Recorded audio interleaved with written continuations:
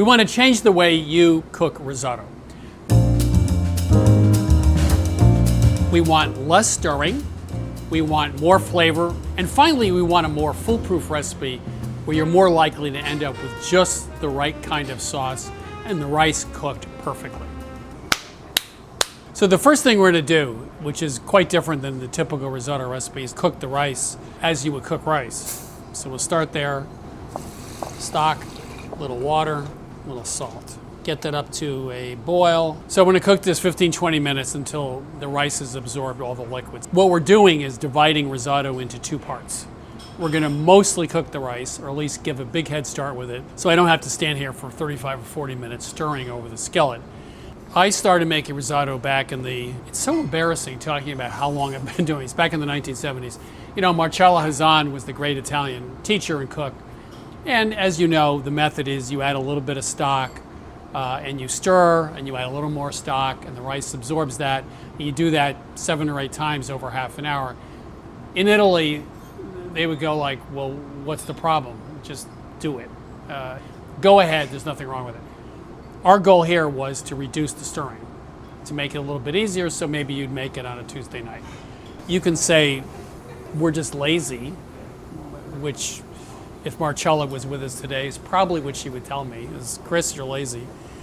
So the next thing we're going to do is start the aromatics, and we're going to saute the aromatics separately.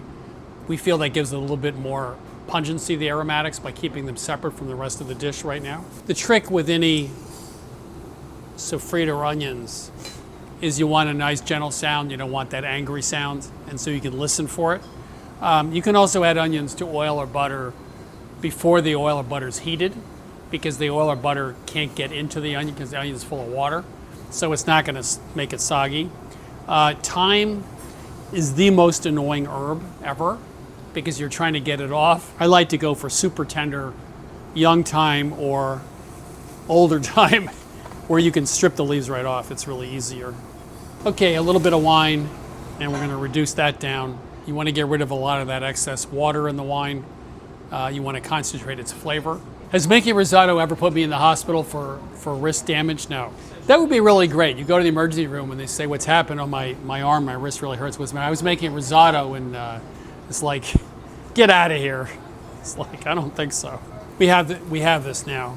It's about right. Most of the wine has been reduced down. We've absorbed the liquid, but the rice is not yet cooked. Turn the heat on, and we're going to add about 1/3 of a cup of broth. And now we're going to stir vigorously. You want to use a whisk because that's going to beat up on the rice a little bit more than a spatula. What you're doing is releasing starch from the rice, right? And the whole point of that is to create a creamy sauce. In Italy, they have time. In Italy, they take their time. In Italy, they enjoy the process of cooking. In Italy, doing it slowly is not a bad thing. In America, we want to do it fast. We don't have time. We're impatient. Now it's starting to thicken. Can I get a spoon to taste this? It doesn't feel like the rice is cooked that well.